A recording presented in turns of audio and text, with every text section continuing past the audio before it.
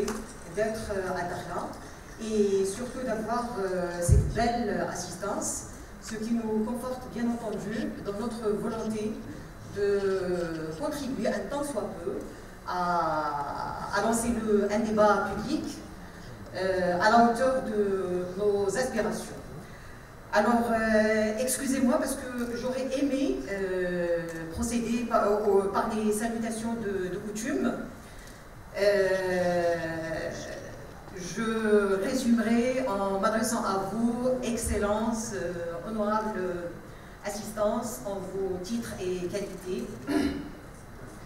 Distingués invités, chers participants, nous sommes réunis aujourd'hui pour discuter d'un sujet crucial pour l'avenir de l'Afrique et pour le développement de nos nations. Aussi avons-nous choisi comme thématique de cette deuxième édition de notre forum annuel MD Sahara, qui se tient sous le haut patronage de Sa Majesté le Roi, Mohamed VI, le Maroc en Afrique, un choix royal pour un continent global et intégré. Et là, je voudrais rappeler ce que disait Sa Majesté dans son discours à l'Union africaine en 2017. Notre rêve, c'est que l'Afrique puisse enfin prendre en charge son destin et retrouver la place qui est la sienne dans le concert des nations. C'est dire que le choix de ce thème n'est pas anodin, parce que le Maroc est au cœur de l'Afrique, parce que le Maroc est un pays qui a toujours été tourné vers l'Afrique, qui a toujours cru en l'avenir commun et qui a toujours travaillé sans relâche pour accompagner le développement de son continent. Entre le Maroc et l'Afrique, en plus de l'appartenance géographique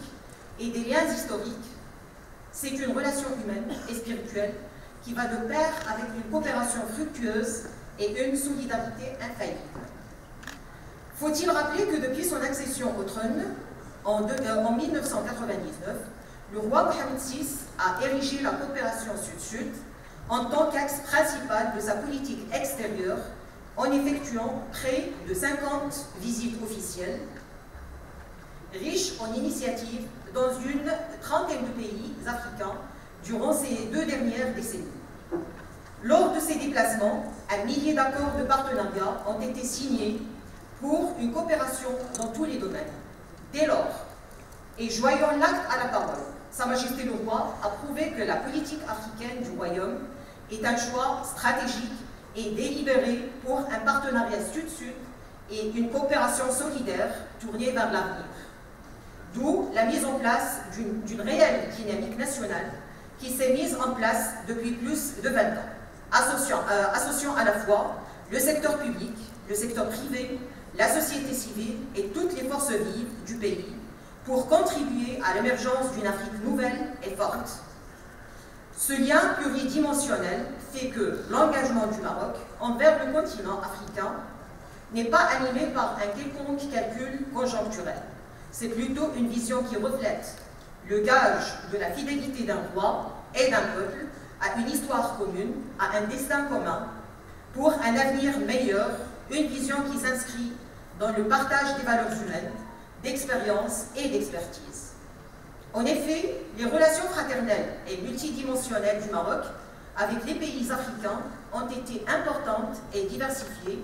au fil du temps, mais encore plus renforcées à travers de nombreuses actions entreprises sous l'impulsion de Sa Majesté le Roi, qui a toujours exprimé sa volonté d'œuvrer pour un partenariat gagnant-gagnant, avec comme objectif l'épanouissement de l'élément humain. Par ailleurs, force est de constater que le retour du Maroc dans sa famille institutionnelle de l'Union africaine en 2017 a marqué le début d'une nouvelle étape où le Royaume a accentué son rythme en consolidant ses liens avec les pays frères du continent en faveur d'une solidarité agissante pour une croissance durable et inclusive. Le Maroc, qui avait choisi depuis longtemps déjà de mettre son savoir-faire et son expérience à la disposition de sa profondeur africaine, a toujours été un pionnier dans la coopération Sud-Sud à travers les multiples missions organisées, notamment au Sénégal, en Côte d'Ivoire, au Gabon, au Cameroun, en Guinée et partout ailleurs. Les opérateurs marocains ont pu jouer un rôle important dans l'accélération de la croissance pour une meilleure intégration africaine. Cette orientation s'est concrétisée par des initiatives et de nombreux projets de développement en faveur des peuples africains dans divers secteurs, en l'occurrence les secteurs clés qui constituent le pivot de cette coopération, tels que la santé, l'éducation, l'agriculture, le transport et l'énergie. Le Royaume a toujours prouvé son engagement envers le continent par des actions concrètes sur le terrain, et ce en lançant plusieurs initiatives visant à renforcer les échanges commerciaux entre les pays africains et à faciliter les investissements dans le continent, contribuant ainsi à la création d'emplois et au développement économique. Preuve en est les projets d'envergure de revalorisation de la baie de Cocody à Abidjan, la création des unités de production de fertilisants pour contribuer à la sécurité alimentaire du continent en Éthiopie et au Nigeria, et le lancement du gazoduc Maroc-Nigeria, ainsi que la stratégie de politique migratoire humaine initiée par Sa Majesté le Roi, ayant permis de régulariser environ 50 000 subsahariens depuis 2013, sans oublier le rôle important que joue dans le développement des liens maroco-africains la Fondation Mohamed VI des Oulémas africains que préside Sa Majesté le Roi Amir Mouminin, en plus de la réalisation de projets de développement humain tels que des installations sanitaires et des établissements de formation professionnelle. Il ne faut pas oublier aussi que la crise de la Covid-19 a davantage renforcé les liens entre les pays africains. Le Royaume, comme à l'accoutumée, avait tenu à apporter son soutien et son appui aux pays de l'Afrique subsaharienne à travers la mobilisation d'aide médicale. Ceci dit, le Maroc est également un acteur majeur dans la promotion de la paix et de la stabilité en Afrique pour un continent pacifique, stable et prospère. Toujours engagé dans la résolution des conflits, il a participé à de nombreuses missions de maintien de la paix dans le continent. Bien entendu, il est également un défenseur de la coopération régionale et continentale pour lutter contre les défis transfrontaliers tels que le terrorisme, le trafic de drogue et la migration illégale. C'est dire que l'engagement du Royaume à défendre les causes et les intérêts de l'Afrique ne date pas d'aujourd'hui en raison de sa politique qui repose sur une connaissance pointue de la réalité africaine, mais surtout sur des partenariats basés sur le respect mutuel. Chers participants, si nous sommes réunis aujourd'hui, c'est parce que nous sommes convaincus que notre avenir est lié à celui de toute l'Afrique, tant et si bien que nous avons tous un rôle à jouer pour l'avenir du continent. Nous devons travailler ensemble